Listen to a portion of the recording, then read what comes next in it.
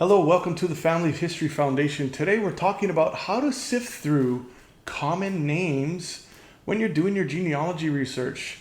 Do you have an ancestor with a common first or last name? Have you ever run into multiple records with the same name and wondered, hey, which one is mine, if any? Well, today this is what we're going to do. We're going to help you push through these obstacles through research techniques, through examples, through my own personal ways that I work around these things. So again, thanks for tuning in. This is the Family History Foundation, and you guys are watching this wonderful video brought to you by myself, Franklin, over at familyhistoryfoundation.com, where the past is relative to the future. That's our motto. And hey, we have a little overhaul redesign of our website, so go on over there and check it out, familyhistoryfoundation.com. We got tons more videos here on this channel, all coinciding with our published articles online. So hey, thanks for locking in. So let's get into this. So this is the common name ancestor problem. Have you heard about it? Have you experienced it yet? Well, this is a thing, yeah? And I'm gonna give you 3 secret solutions. And what if your ancestor's name isn't who you think it is? So this is kind of something where we all need to, if you haven't encountered trying to sift through multiple John Smiths or William Joneses on, in your family tree, at some point you are going to encounter this. Okay, so the common name ancestor problem is arguably the most frustrating and persistent roadblock faced by family historians today. I tell you what, it's true. Imagine you are tracing your lineage back through generations, confidently recording dates and places, only to hit a wall. A dozen men, all named John Smith, living in the same small county during the same period of time. And I can attest to this because this is one of my present brick walls. I am searching for an ancestor on my maternal side, and our last name in that family bunch is Collins. So very common name.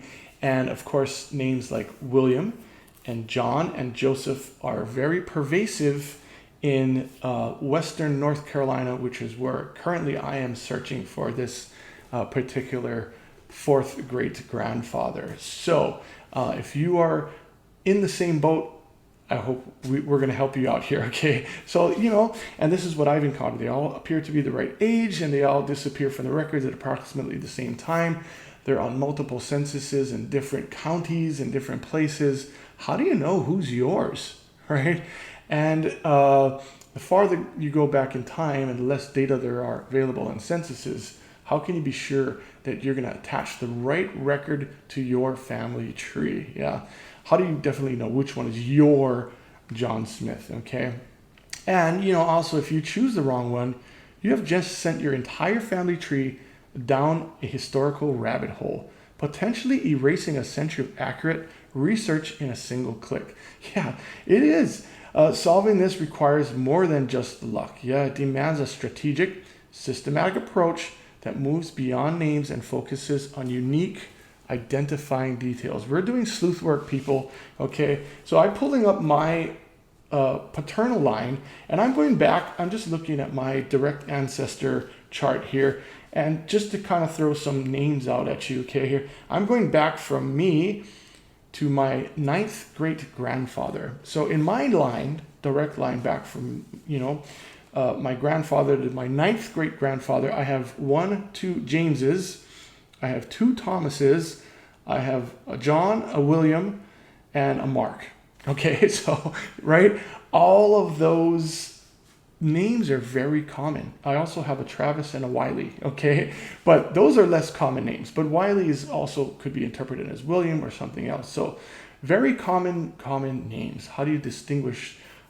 Fortunately for us, my family name on this line is less common, so a little bit easier to research. But even then, don't be fooled. There are a lot of aberrant spellings of things as people just wrote phonetically. Okay, this is going back to 1620.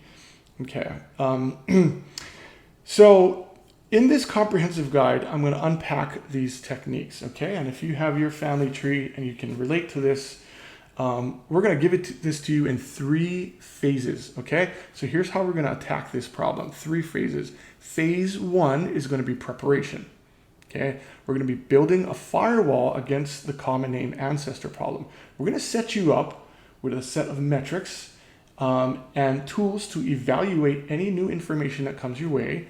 And then the other 2 phases are going to be processing that information, okay? So it's not just how to identify the problem, because we want to give you the tools to be able to encounter this each time you come across this, okay? Phase 2 is the deep dive. We're going to be unlocking unique identifiers to defeat the common name ancestor problem. And phase 3 we're going to give you advanced strategies, because the more you research into this, you're going to need finer tools to be able to sort of dig where you need to dig and uncover the truth or falsity behind a record is basically what you're going to do.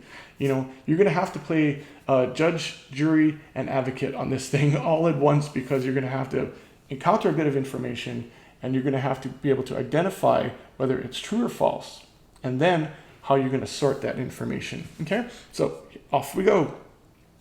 The core challenge. Okay, now understanding this common name ancestor problem is a real deal. And now pay attention, because you know, if you don't think you're going to encounter this, you're going to encounter this at some point, or at least, you know, as a genealogist, you need to stay abreast of these types of things, because you can offer your help to people and perspective if they need help, right? To solve a problem, you must first understand its roots. And here's where it kind of comes to a head, comes to a crux for all of us. The common name ancestor problem is more than just having a George Washington or a William Johnson in your tree.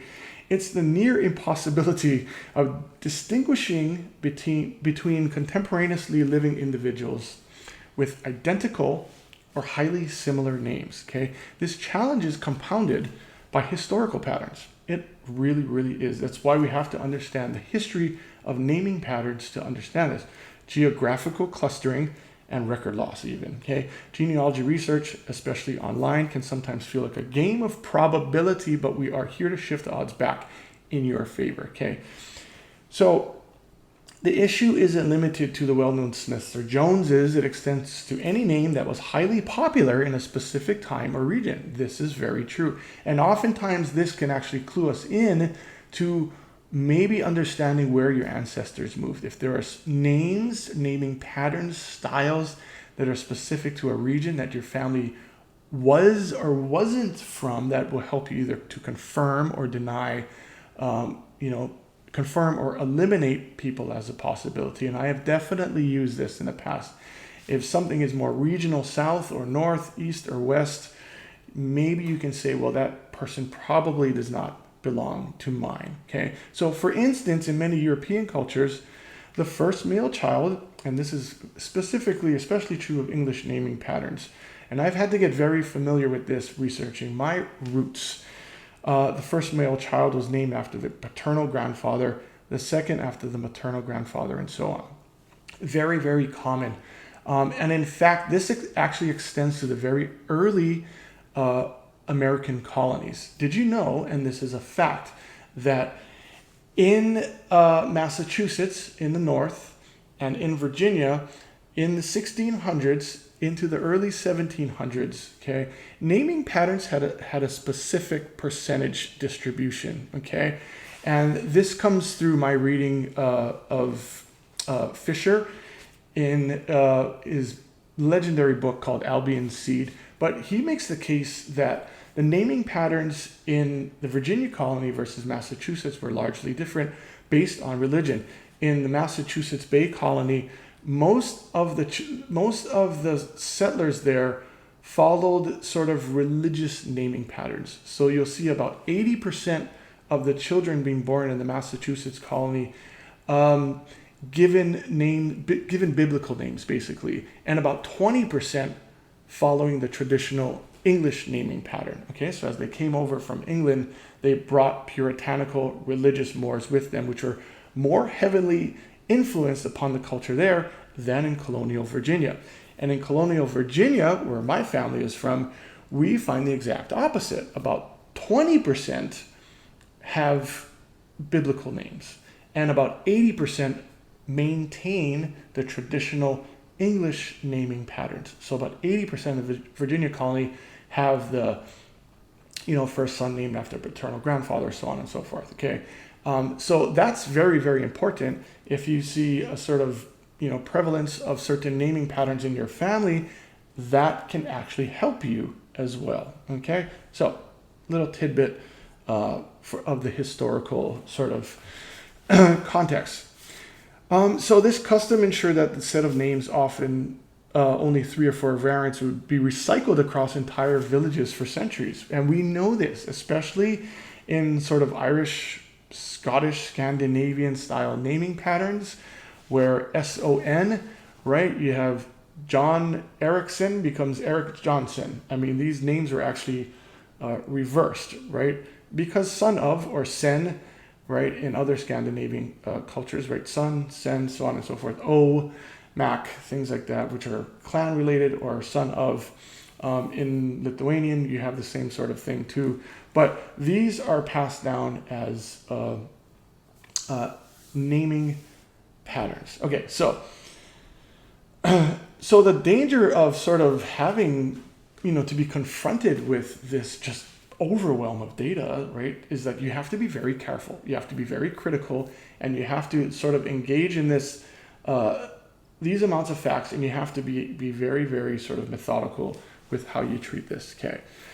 And it's all too easy to just sort of sidestep this and give up on it, okay? And the danger is that you may think you're accurately building your family story, only to realize years later that you've made a big boo-boo. You have the wrong life, the wrong children, the wrong immigrant ancestor named because you were tired and you didn't have your coffee and it was late and you said, oh my God, this guy matches, I'm just gonna put them in there, okay? So don't do that, okay? So let's get into phase 1. And if you guys have made mistakes, guys, gals, family, if you guys have made any of those sorts of mistakes, I wanna hear about it. Yeah, confess and write it in the comments. Also, if you have research suggestions for everybody listening, I would value those as well. Thank you very much. But before you dive in, you must secure the ground you're standing on. And this is phase 1, okay? And you have to create some sort of firewall, a set of standards, if you will, okay? This foundational work is essential to preventing this common name ancestor problem from ever taking hold. Okay, so 1, like I keep saying, document everything you already know. And this may seem obvious. You're like, okay, I do that. But many genealogists stop documenting when they feel they have enough. But when is enough in genealogy? The obsession is real. When dealing with common name ancestor problem, enough is never enough, okay? So, you want to just basically create a profile, a very, very in-depth profile of a person, because this is actually going to help you to be able to confirm or deny any additional information that you're going to add onto that set, right? The more detail you can say about that person, the more you can say, well, this is a coordinate match or uncoordinated match. It's like a puzzle, right? The more information you have, the more refined that puzzle piece gets. And the more you're going to be able to quickly realize if another puzzle piece fits onto that puzzle piece or not. So it really is about creating fine detail. And again, the best places to start: birth, death certificates, marriage records, census records, okay? So what we want to do is use, zoom in and create a list of things, okay? Location, time, and associates. Okay, this is kind of a common thing. It's almost like you're a skip tracer or a bounty hunter. Like, you really need to actually, like you're a historical researcher and you got to get your details. So locations, time, and associates, okay? So the where. Don't stop at New York or South Carolina, or don't stop at Texas or Wyoming. You want to get very specific into localities, townships, towns, counties. Everything was county-based, especially when you're moving back into the early 1900s, 1800s, right, and beyond. Everything was based in the counties. So get to the smallest geographic area. I get down to the level of, like, when my second great-grandfather moved from Tennessee to Texas, They moved through different counties throughout the mid of Texas and ended up in Brown County. But I was down to the name of the specific river and bayou they were on, the name of the tracts of land that were around them. And you want to do this through deed research so that if anything ever comes up that is mentioned in the off chance, like a name of a town or a place name, you will know that might be the thing, the hook that's going to bring that person into your reach. Okay, so time, instead of saying 1850, narrow it down. Yeah, maybe it was 1853, 1852. Did he appear on a tax list in 1856? You got to get a range going of when and where your ancestors were. And this is not always an easy thing. Yeah, I have holes in certain ancestors that I'm trying to track down, and to this day I still am trying to find somebody on an 1870 census, and for the life of me I just cannot find them. And maybe they just were somewhere else and didn't appear in the 1870 census for all I know. I don't know, but I have to find that range. Okay, the time. Associates. This is a little harder to get at, but who are the person's neighbors? Oftentimes we just look at a census record and we're like, okay, there's my ancestor, there's the wife, the children, and we get all that information and we're like, yay, we got something. But really look up, look down the page, right? Look at the census and who lived in the entire county. That really does help sometimes. I mean, you don't have to do it every time, but if you're stuck, it's a good technique to go back to and just kind of take in the names. Because sometimes you're like I found families living right next door or right up the road or right near to the farm or something. And it's just like, okay, that's a great connection, okay? Because sometimes you'll see connections, like maybe John Smith is consistently associated with Patrick O'Malley and Sarah Jones on other records. So maybe you can make some sort of association there. So let's actually get into the one principle you're going to need. If you're going to walk away, this is called the FAN principle, okay? And it's related to what we just talked about, but it's friends, associates, and neighbors, okay? The idea is simple. Your ancestors didn't live in isolation, okay? By studying the people they interacted with, you can identify patterns in relationships that confirm identities. So here's the FAN technique. Friends, associates, and neighbors. Friends. Look for recurring names in social documents, letters, and church records, okay? Who did they hang out with, okay? Maybe the harder you go back in time, it's still actually easy to find, because back in colonial Virginia in the 1600s, when people vouch for other people on records or deeds or wills, you can say these families are definitely connected, okay? And so it's possible. And especially when we get into the range where newspapers are published, because newspapers in smaller towns and places were basically like social media today. It was the who's who and who was rolling with who, and they called them sets. When I was looking at my grandfather in where he lived, it was interesting because I got all these almost 500 different articles on him, and the newspaper back in the late 40s and 50s were saying, oh, this was their set. And that was the friends that they were hanging out with, going to births and funerals and parties and stuff like that. Their social role. Associates, right? Examine business partners, professional connections, and colleagues in records like tax lists or court cases, right? Maybe your ancestor owned a business or was a part of some lodge or some association, right? Maybe they father took them to scouting events or things like that, trail hiking clubs, find and look for those. Yeah, neighbors, again, study land records, city directories, and censuses listing to see who lived nearby. Because the farther we go back in time, your neighbors were your friends, yeah? And track these social networks down. This is the FAN principle, right? And it's great. I love the name. It's apropos. And it's kind of a little entendre there, because it's like FAN, friends, associates, and neighbors. FAN is also like fanning out, right?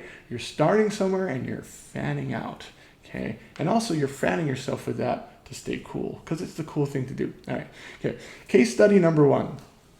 City directories. City directories, again, and I'm always on city directories, are an underutilized goldmine for genealogists tracking common names, yeah? And so suppose you have two John Smiths in Albany, okay? Now let's use this scenario. We're looking for your John Smith, your common name ancestor, okay? And suppose you have two of them in Albany, New York in 1880, okay? One is a blacksmith and the other is a tailor. The city directory provides their addresses and occupations, helping you separate their lives, right? So by cross-referencing neighbors, you may notice that the blacksmith lives next to your ancestors' known associates. That connection can confirm something, right?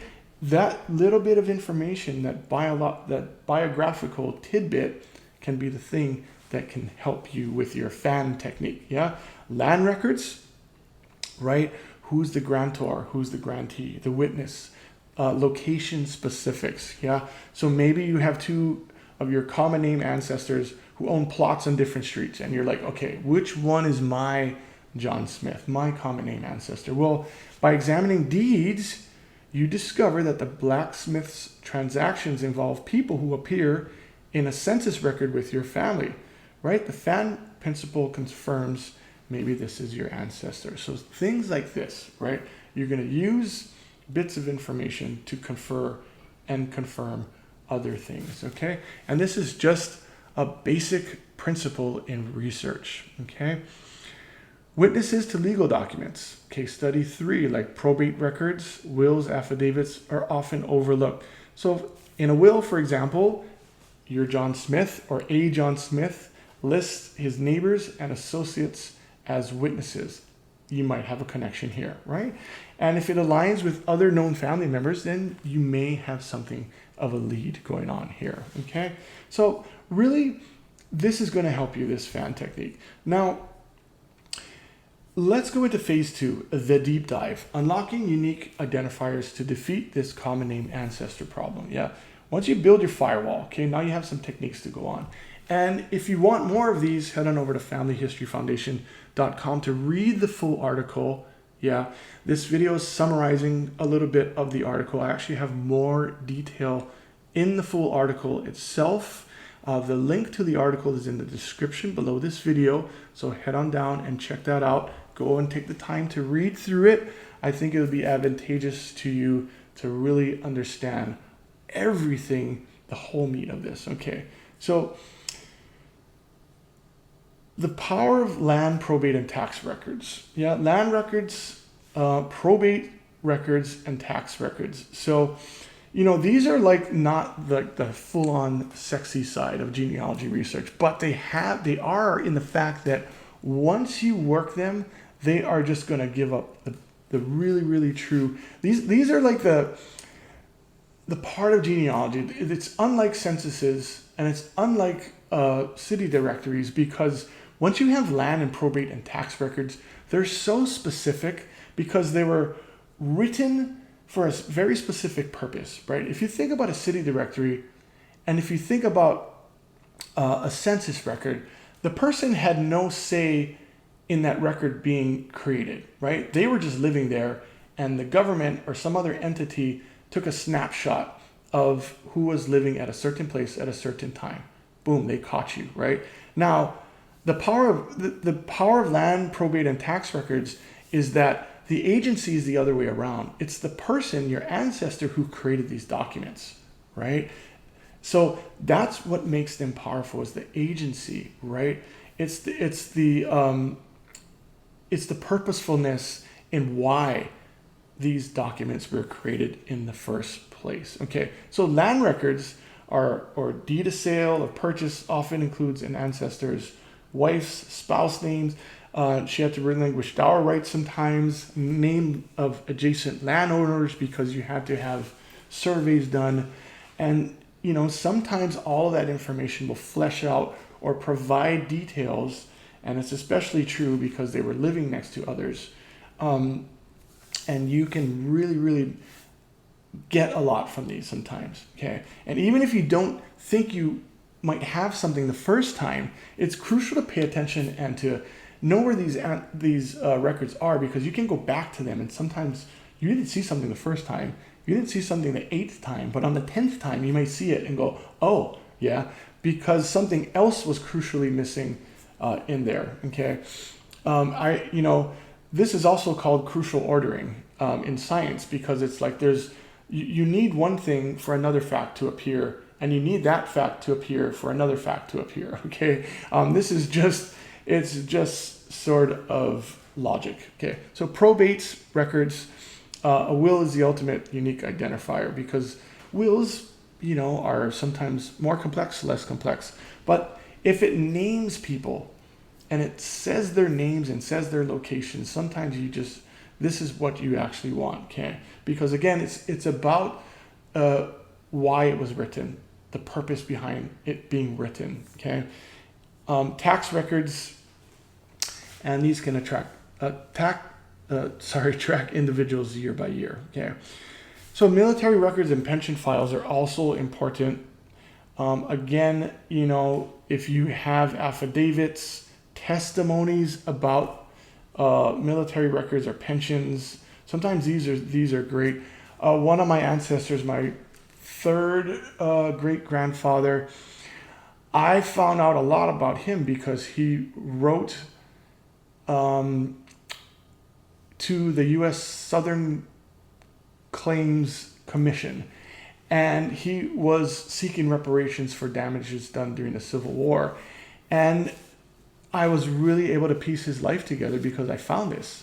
And he had written 30 pages of testimony about what his story was, and then he had others vouch for him and write supporting letters, and others who turned out to be family.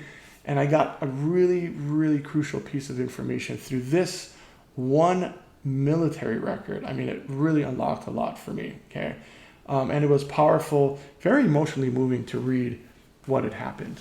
So I actually wrote a little article on familyhistoryfoundation.com. I'll link it below. And it's kind of like a historical, it's a historical fiction. Basically, I took the facts and created a story around it. But it's, case of free writing for me. Church and fraternal organization records. The title of the article on Family History Foundation is called "A Rebel Amongst Rebels." Okay, but I'll link it below. It's kind of a cool read. Church and fraternal organization records. Yeah, so if they belong to organizations, churches, these rolls, donation rolls, are often very, very much important, right? Because people hung out together at churches and associated, and oftentimes introduced, people got married through the church too, right? Not just literally, but they met their spouses there. So there's a lot that could be going on in church records. Okay. So before we get into phase 3, how about a quick quiz? Let's look at this common name genealogy problem test. Okay. I'm going to give you 4 quick questions. Okay. You ready? Let's do this. And I'm going to give you our last phase, and we will be phasing out of here. Okay. Hey, because you never forget a phase. So true or false, the U.S. Census records that list a John Smith as a blacksmith is a primary source for his occupation, but is only a secondary source for his birthplace. True or false? A U.S. Census record that lists a John Smith as a blacksmith, which is probably the origin of the word Smith, by the way, is a primary source for his occupation, but only a secondary source for his birthplace. True or false? Okay, Rick. Question number 2. This is multiple choice. What is the most single powerful factor for distinguishing between 2 individuals with the exact same name living in the same county? Okay. A, their relative ages. One is 35, the other is 37.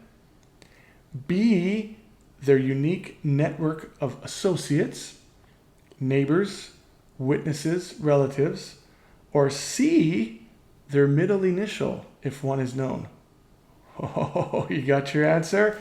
All right, I'm going to hold all the answers to the end for this one. True or false? Okay, another true or false question. When dealing with the common name ancestor problem, is it safe to assume that a family's traditional naming pattern, naming children after grandparents, for example, ended by the 20th century? Oh, yeah. Is it safe to assume that? True or false? Okay, I'm holding the answers. Now the last question, multiple choice question. Which document is most likely to contain the name of an ancestor's mother's maiden name? Which document is most likely to contain the name of an ancestor's mother's maiden name? Solving a complex instance of this problem. A, the ancestor's own death certificate.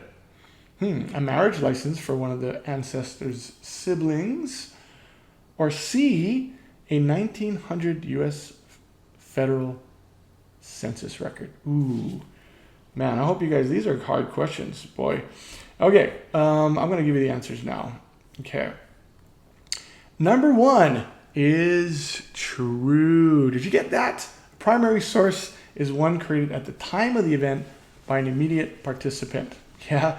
The census taker recorded the birthplace on what the head of the household said. Yeah, that's true. That is true. Yeah. And 2, sorry, I'm looking at 2.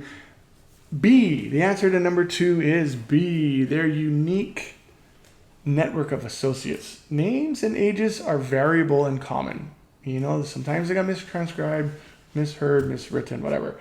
The collection of people they consistently interacted with. Yes, it's unique, non-duplicatable fingerprint of an individual. Okay, got that? All right, how are you doing so far? Seeing if you're paying attention here. Number 3 is false. While less common in the modern era, naming patterns still persist in many cultures and families. Yeah, ensuring a pattern has ended is a dangerous way to dismiss a valuable clue. So 3 is false. Okay, now number 4. Drum roll for everybody. Sort of got 1, 2, and 3 right. B, the answer is B, a marriage license for one of the ancestor's siblings. The ancestor's death certificate, A, may list the mother's maiden name, but a sibling's marriage license is a more reliable source because the parents are more likely to have been present, and the census rarely provides mother's maiden names. We all know that. Okay, good. How did you do? All right, comment down below. Did you get 1, 2, 3, or 4? Or how did you feel about those questions? Yeah. All right, let's wrap this up by getting into phase 3, advanced strategies. Yeah. So, you know, some of the advanced strategies, okay, we're going to give you here. If you want more strategies, head on over to familyhistoryfoundation.com or check more of the videos. We got tons of videos linked below, and you guys can just binge watch as much as you want and take notes. Okay. So reverse genealogy and collateral research. Yes. Collateral lines, people. These are some of the most important ways to research and do a deep dive and get more information, okay? It involves exponential time, exponential resources, exponential energy, but collateral lines are to me the best way. I have an entire folder in my research, my main research genealogy folder, just called collateral lines. And I have those as subfolders for every family that I go through. It's absolutely crucial to honor these collateral lines, okay? And keeping documentation on siblings and collateral lines, okay? So for example, maybe you can't find the birth record for John Smith, born 1850, but you find a death record for John Smith's sister, Mary Smith. Mary's death record names her parents as John Smith and Jane Miller. Oh, yes, that's highly specific maternal name. Jane provides a unique link you were missing, especially if your John Smith, your potential John Smith, names one of his daughters Jane, right? Right, because then they would have carried the name on from the parents down to the children, okay? I actually found a relationship between my grandfather, my maternal grandfather, and the collateral line I was looking for because they were twins. And I found out, I confirmed one of my maternal ancestors' collateral lines because the two twins, one was named after their paternal grandfather, and the other twin was named after their paternal grandmother. So they had carried the surnames down, the collateral line, the family names down as first names to these two twins.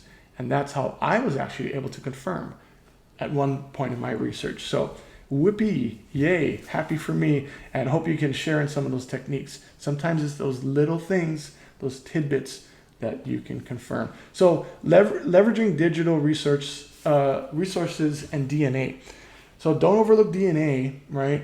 It's kind of like a gift that we have nowadays, and a very powerful tool because DNA matching can help us break through brick walls. In another video, I have to shout out one of the viewers who left a comment. I said I was struggling with the brick wall for a few years, and he said, hey, that's nothing. I've been stuck for 19 years, and I finally, through DNA, was able to sort of hit that point where I'm breaking through the brick wall. And so if you're watching this, I applaud you on that. That is amazing. And really, I want to bring that forward as inspiration to others watching. Because, yeah, we think, I'm like, yeah, it's been 3, 4, 5 years. And he's like, it's been 19. And so, yeah, I want to celebrate that right now and just say, good on you, man. That is amazing. Good to hear that. And it really tells you the power of what we're doing right here, and the positivity.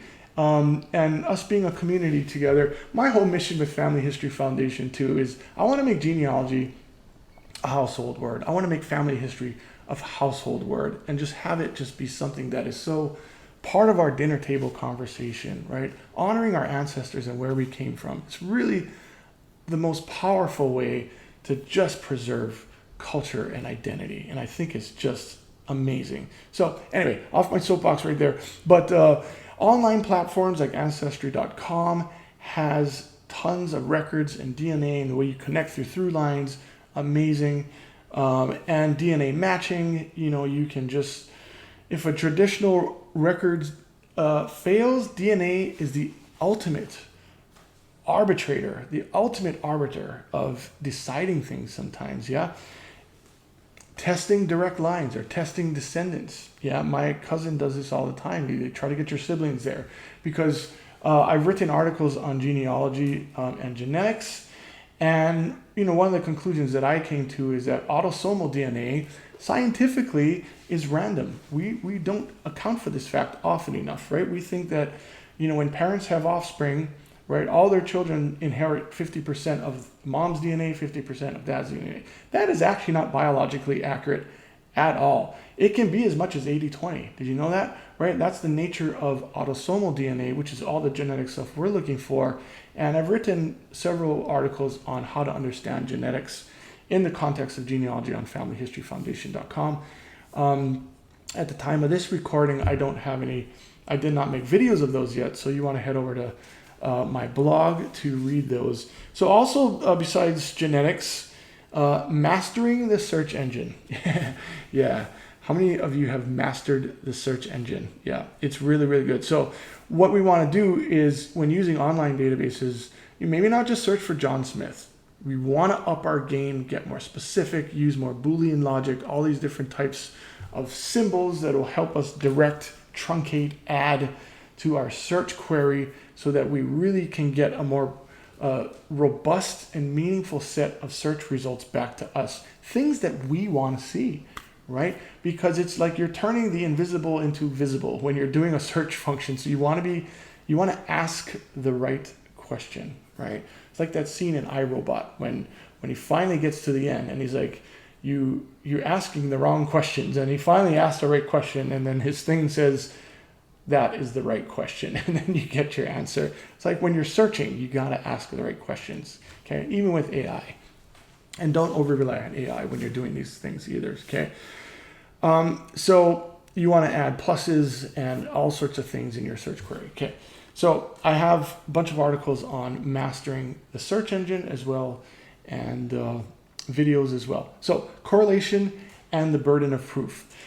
Now, before we end, okay, this is the final step. Correlation and burden of proof.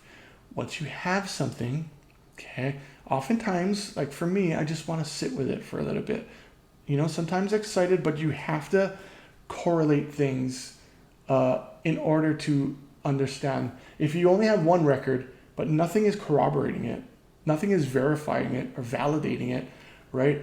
Then you don't know that, okay? You want to correlate your data, okay? But there's also a very famous scientific principle that says correlation is not causation. Have you heard that before? It's very, very true in research methodology, right? Correlation is not causation. Just because two things appear to be related does not mean that one thing caused the other thing, okay? Very, very important with genealogy research as well, okay? I'm turning all of you into bona fide scientists here because we really have to be very methodical in our research, okay? But I don't want that to overwhelm you because we want to keep genealogy research fun, okay? For example, you must take all the disparate facts you've collected, the census data, the tax record, the deed, the birth certificate of a nephew. I'm just bringing examples from the article and from this video, previous things we've talked about, the DNA match, and the church record, and ensure they all tell a single consistent story. Does that make sense? If 90% of the evidence points to John Smith on lot 4, the one you think is your ancestor, but one small record points to a different John Smith, you might assume the single outlier record is either an error or refers to the other individual, okay? So you have to use this idea of the burden of proof and correlation.